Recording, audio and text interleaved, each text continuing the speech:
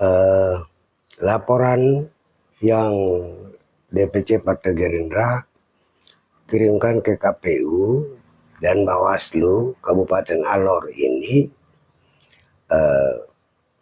berawal dari sejak pemilihan presiden, wakil presiden dan pileg pada tanggal 14 Februari 2024 yang ternyata keuangan partai yang diperuntukkan kepada para saksi di TPS itu dibagi pada tanggal 11 dan 12 Februari. Lalu keuangannya sudah dibagi kepada tiap caleg yang sudah membentuk saksi di TPS masing-masing basis.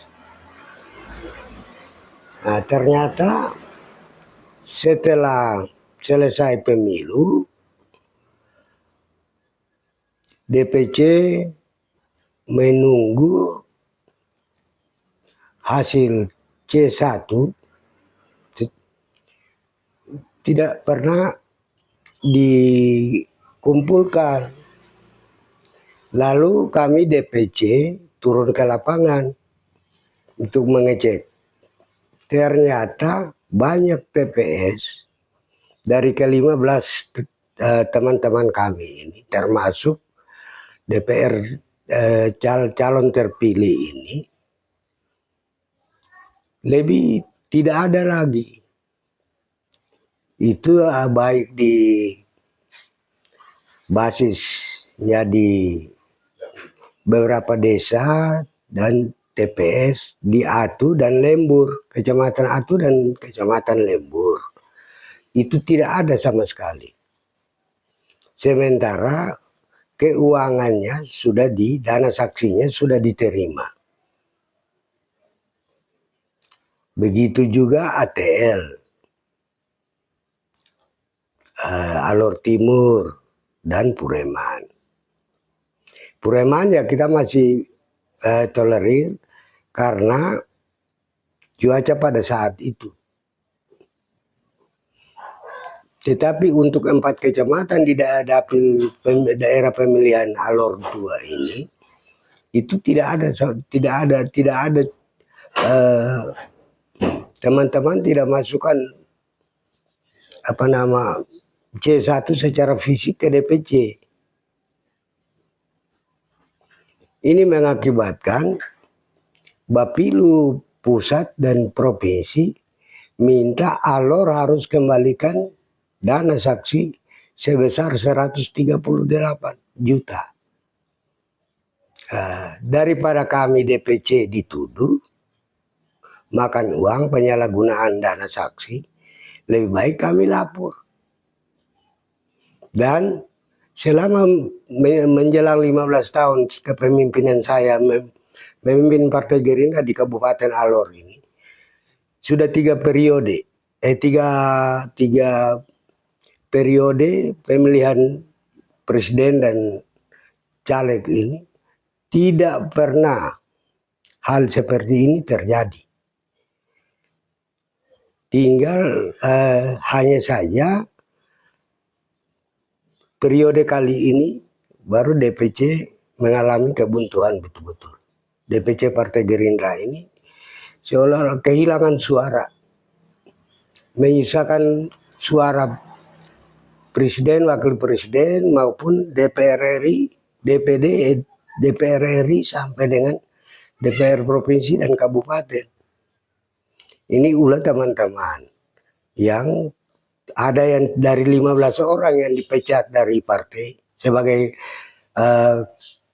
kader partai ini, ada yang bekerja di lapangan, ada yang tidak turun ke lapangan, ada yang sudah terima dana saksi tetapi tidak didistribusikan semaksimal mungkin seperti yang diharapkan oleh kita. Nah, ini mengakibatkan ditambah lagi dengan permintaan DPP dan DPD untuk pengembalian uang di 138 juta. Maka kami DPC merasa dirugikan, partai sudah dirugikan, nama baik kami juga sudah rusak. Kami tidak pernah DPC tidak ada biaya operasional juga, tetapi diminta untuk kembalikan. Hal ini yang mengakibatkan dengan terpaksa kami harus membuat laporan dan memberhentikan mereka sebagai kader partai. Ini hal utama yang mendorong. Karena nama baik kita ini, saya contoh teman-teman pendahulu, periode-periode lalu, ada yang sakit, ada yang sampai ya sakit berkepanjangan, ada yang manipulasi suara baru lolos. Tapi saya sebagai pimpinan, saya tidak peduli. Karena silakan. Itu lu punya berkat. Tetapi kali ini memang tidak bisa. Karena sampai diminta untuk pengembalian dana saksi, itu saya pikir hal yang tidak gampang. Dan ini sudah menyangkut nama baik. Sehingga terpaksa, ya, satu-satu jalan yang kami tempuh adalah membuat laporan. Dan sekaligus SK pemberhentian bagi kader-kader yang tidak